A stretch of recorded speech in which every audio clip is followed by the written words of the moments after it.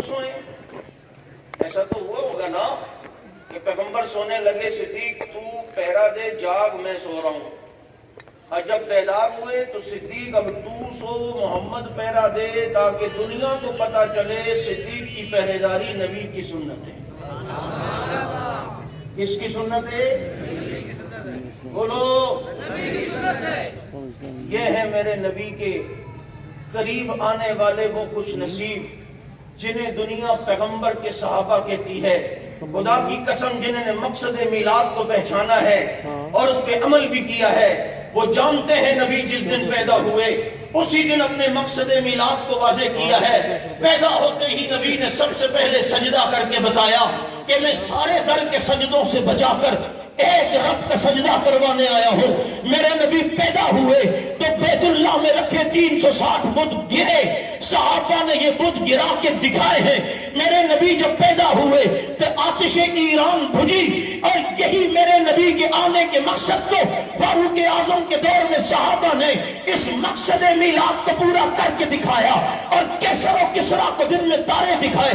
میرے نبی جب پیدا ہوئے تو کیسر و کسرا کی ایوان میں لرزہ برانگام ہوا، تو یہ آتے ہی سب سے پہلے بتایا ہے ہر باطل کے ٹکڑے ٹکڑے کرنے والا یہ پیغمبر آج دنیا میں آ چکا ہے۔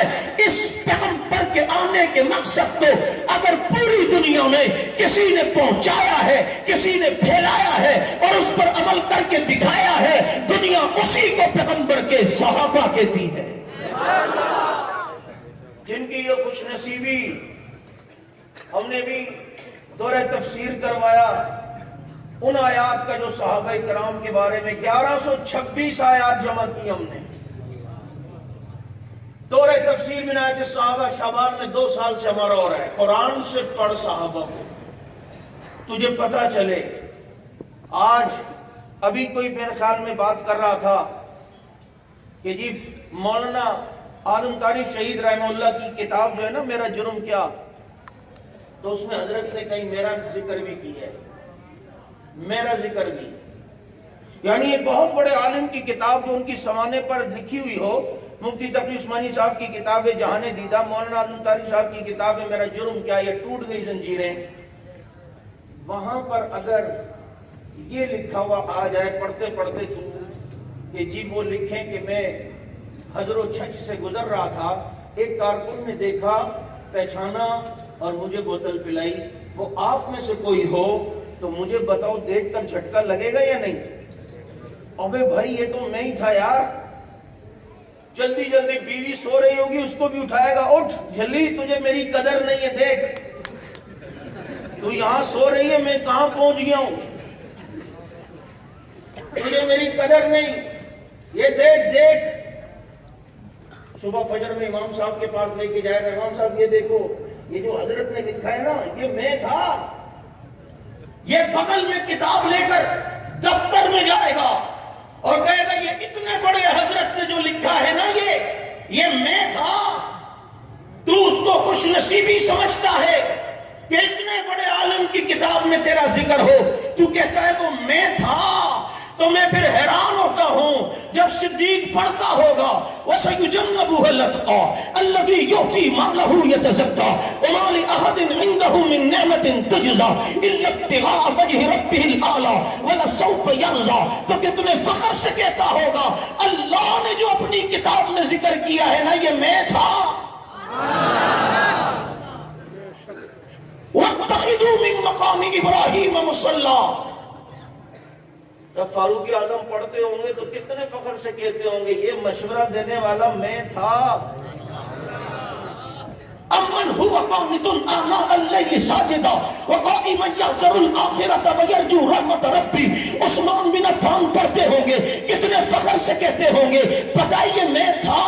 یہ صحابہ لقد رضی اللہ عن المؤمنین اذ یبایعونک تحت الشجرہ جب پڑھتے ہوں گے علی اور باقی صحابہ کتنے فخر سے کہتے ہوں گے اللہ نے جو اپنی کتاب میں ذکر کیا ہے نا یہ میں تھا۔ یہ وہ خوش نصیب طبقہ جن کو پیغمبر کے دیدار ملے، زیارتیں ملی، براہ راست دیکھا، ساتھ رہے، سفر کیا، ہم تک پیغمبر کا دین پہنچایا۔ ایک ایک سنت کو پہنچایا. آج ان کی عزت و ناموس پر پہرا دینا ہم ایمان سمجھتے ہیں. میں واضح طور پر یہ بات کہا کرتا ہوں کہ اگر یہ مشکوک تو پورا دین مشکوک. کیونکہ ہم تک دین پہنچانے والے کون؟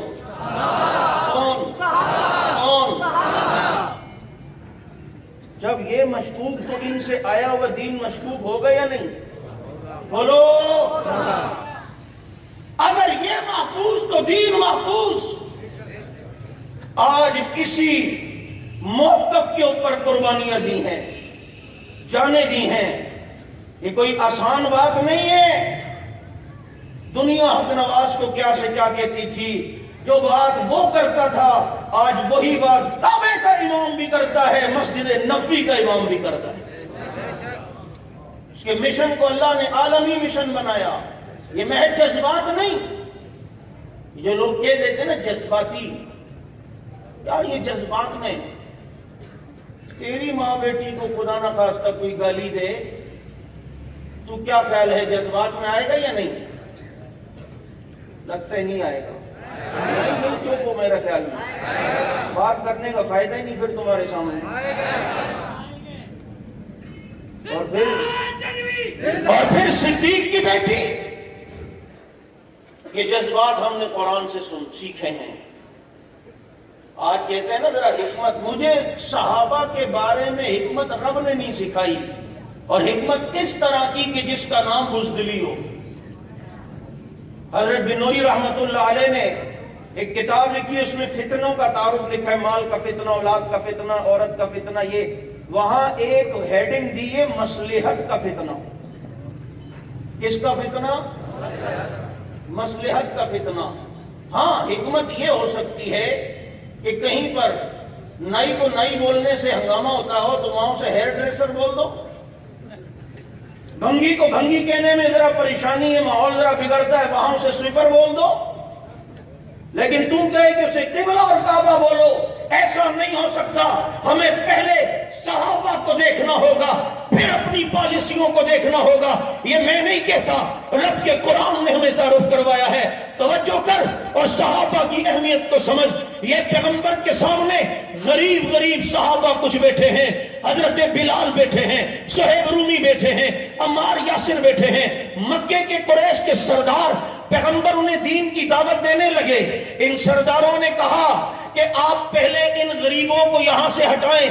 یہ کل تک ہمارے غلام تھے اور آج ہم ان کے پاس بیٹھ کر باتیں کریں یہ ہماری توہین ہے، ہماری انسلٹ ہے. یہ کل تک ہمارے غلام تھے اور آج ہماری مجلس میں بیٹھے ہیں. آپ پہلے ان کو ہٹائیں، ان کو ہٹائیں. اب دیکھ یہ عین حکمت ہے کہ یہ تو اپنے ہی شاگرد ہیں، یہ تو اپنے ہی ساتھی ہیں، یہ تو اپنے ہی صحابہ ہیں. اب یہ تھوڑی دیر باہر چلے جائیں اور انہوں نے بات سن لی جو مکے کے سردار ہیں. تو ایک سردار مسلمان ہوتا تھا تو پیچھے پوری پوری قوم مسلمان ہوتی تھی. یہ عین حکمت ہے کہ ان سرداروں کو دین کی بات بتائی جائے. ہو سکتا ہے ان کے دل پہ اثر ہو اور یہ ایمان لائے، پیچھے پورے لوگ ایمان لے آئے، ان کا قبیلہ پورا ایمان لے آئے. یہ عین حکمت ہے.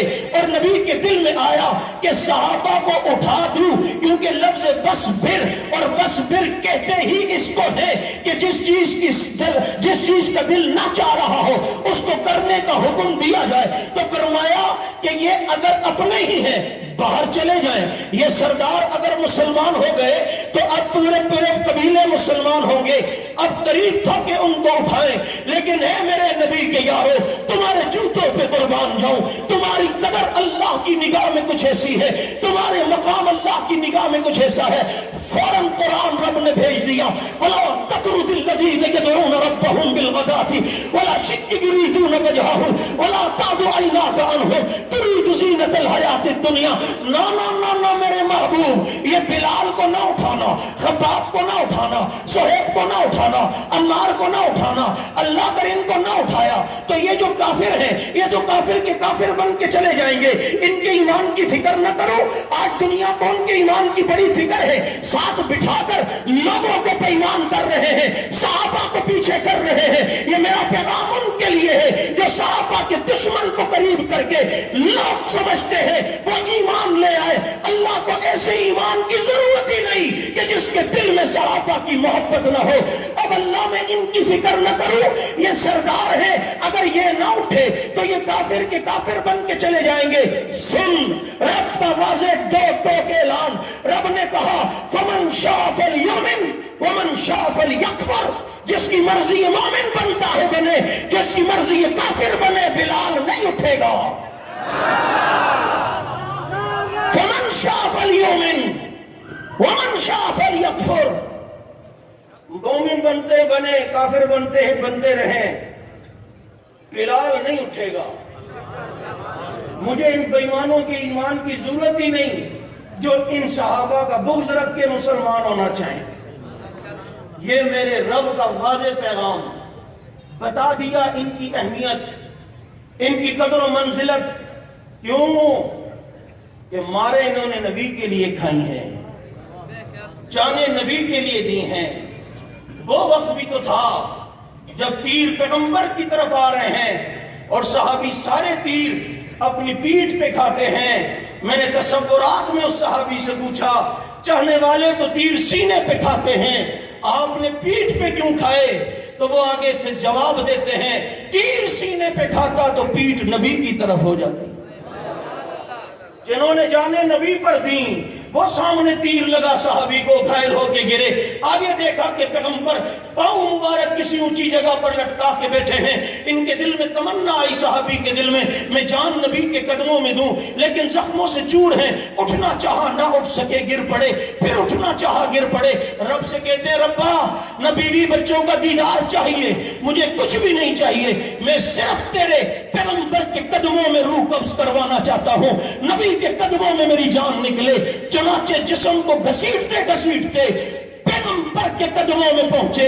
اپنا چہرہ نبی کی تلیوں پہ مل مل کے زبان حال سے یہ کہتے ہوئے جان دے دی کہ تیری معراج تو لوح قلم تک پہنچا, میری معراج میں محمد کے قدم تک پہنچا. نکل جائے دم تیرے قدموں کے نیچے, یہی دل کی حسرت, یہی آرزو ہے.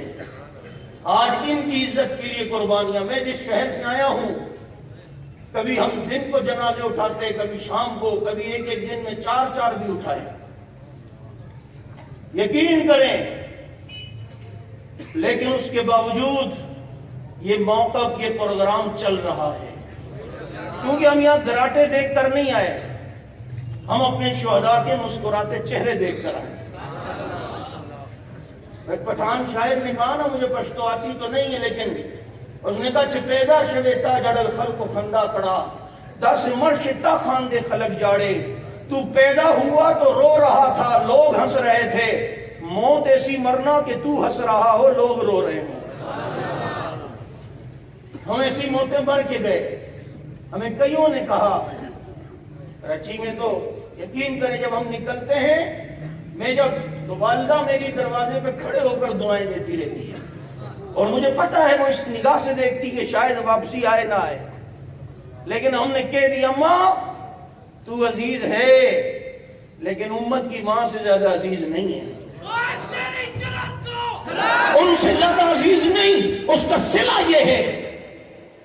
میں اسپتال گیا, بہت سب بیمار اٹھا کر لے کر گئے, اور نیند بے ہوشی میں ہوں. میرے سرہانے پہ میری ماں الحمدللہ کھڑے ہو کر, میں سن رہا ہوں کہ دعائیں کرتی ہے, اللہ میرے بیٹے کو بستر کی موت نہ دینا, میں کر دوں گا ماؤں کی محبت کو اتنا بلند کہ دل کے ٹکڑوں کو شہادت کی دعا دینا پڑے گی. منظور کالونی میں ہمارے 2 سگے بھائی شہید ہوئے. ان کی والدہ کو بتایا پہلے کہ وہ زخمی ہیں, ایک دم خبر نہ دیں. اسپتال گئی, ابھی وہ آپریشن تھیٹر میں اندر ہیں. ان کی والدہ نے کہا سچ سچ بتاؤ, جو خبریں بتاؤ. میں 6 مہینوں سے اپنے بیٹوں کی شہادت کی منتظر ہوں. میں نے ایسا خواب دیکھا ہے. آج لوگ کہتے ہیں موت کو دیکھ کر موت کے راستے پہ چلنا, یہ کون سی عقل مندی ہے؟ میں نے کہا وقت چل جاتا ہے, وقت آگے پیچھے ہوگا, اور آپ کہتے ہیں موت کو دیکھ کے موت کے راستے پہ چلنا. یہ کون سی عقل مندی ہے؟ میں نے ایئر ایشیا جہاز پہ کریش ہوتے ہوئے دیکھا ہے، ایئر بلو کو حادثہ ہوا، سارے اس میں مسافر شہید ہو گئے۔ اب مجھے بتاؤ، بڑے بڑے علماء، بڑے بڑے ڈاکٹر، دانشور موت کو دیکھ کر جہازوں کا راستہ نہیں چھوڑتے، ٹرین میں چلے جاؤ نا، بسوں میں چلے جاؤ نا، موت کو دیکھ کر جب تم موت کا راستہ نہیں چھوڑتے، میں موت کو دیکھ کر صدیق کی چوکیداری کیسے چھوڑ دوں؟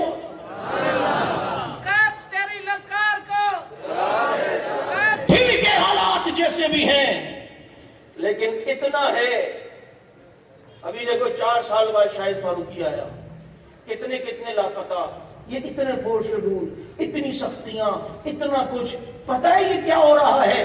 صرف اس خوشی میں اور اس ارمان میں کہ اس انداز میں جب حضرات صحابہ کو قیامت کے دن مسکراتے دیکھتے، استقبال کرتے ہوئے دیکھیں گے نا، تو اس وقت پھر میرا ایک ایک کارکن کہے گا، رولتے گئے پر چس بڑی آئی۔ میں نے ہری پور اور مانسیرا کے ٹرکوں کے پیچھے دیکھا، ایک ہٹ درم قسم کا عاشق کہتا ہے، رولتے گئے پر چس بڑی آئی۔ میں نے کہا یہ ادھر فٹ نہیں آتا، یہ تو بلال ہے جس کو تپتے ہوئے صحرا میں گھسیٹا گیا، اے خباب ہے جس کے خون اور چربی سے انگارے بجھے۔ یہ ساری تکلیفیں بلال نے برداشت کی، لیکن فتح مکہ میں جب میرے نبی نے بلال کو بیت اللہ کی چھت پہ کھڑے ہو کر اذان کا کہا ہوگا تو بلال نے اس وقت یہ کہا ہوگا، آقا رولتے گئے پر چس بڑی آئی ہے۔ یہ تکلیفیں تو ہوئی، سمیہ کو پرچا لگا، زمیرہ کی آنکھیں نکالی گئی، مہدیہ کی چمڑی ادھیڑ دی گئی، یہ سب کچھ ہوا ہے، لیکن آقا کی مسکراہٹیں دیکھ کر کہتے تھے رولتے گئے پر چس بڑی آئی۔ میرا وجدان کہتا ہے حوض کوثر پر جب حق نواز کا استقبال ابو بکر صدیق کریں گے، اپنی ساری باتیں بھلا کے کہے گا، اے نبی کے یارو تمہاری محبت میں رولتے گئے پر چس بڑی آئی ہے۔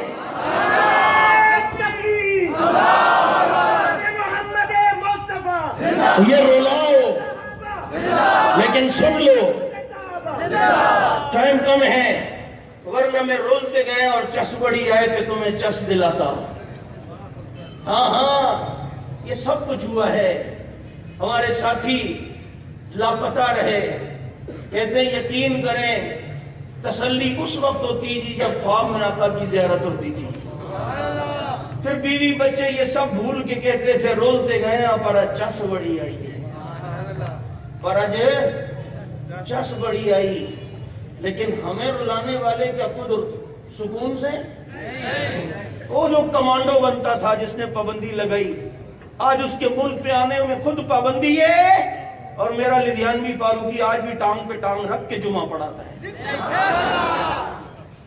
وہ کمانڈو جس پر ایک FIR کٹی تو بھاگا، کمانڈو کا میم ختم ہوا، کاف گاف میں بدل گیا، باقی آپ سمجھدار ہیں، میم ختم ہو کے کاف گاف میں بدل گیا، آ ہی نہیں رہا۔ میں نے کہا آنا، اتنی دلیری ہے، بڑی پابندیاں، بڑا کچھ کیا، لیکن دیکھ لو آج بیٹی سمیت رول رہے ہیں۔ میں نے اس وقت کہا تھا ٹھیک ہے لسیں اور لسیں ہوتے سارے پہلے کوئی گل نہیں، اپنے پرائے کوئی کچھ نہیں، لیکن کھلونا سمجھ کے نہ توڑنا ہمیں، ہم بھی کسی کے بنائے ہوئے۔ اتنے لوگ ایسا بھی نہیں ہیں، اتنے ہلکے ہم بھی نہیں ہیں، کیا ہوا کوئی نہ ہوا، وہ تو ہے نا،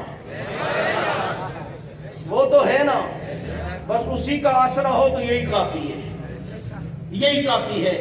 میں تمہیں پیغام یہ دینا چاہتا ہوں کہ یہ تحریک جو الحمدللہ اپنے منزل کی طرف رواں دوا ہے، ٹھیک ہے اونچ نیچ ہو جاتی ہے، لیکن وہ ہر جگہ ہوتی ہے، ہر طرف ہوتی ہے، لیکن ہم یہ کہتے ہیں کہ انشاءاللہ العزیز جب تک زندگی ہے، جان میں جان باقی ہے، صحابہ کرام کی عزت و ناموس کا پہرا دیتے رہیں، کیونکہ ہم تک دین پہنچانے والے کون؟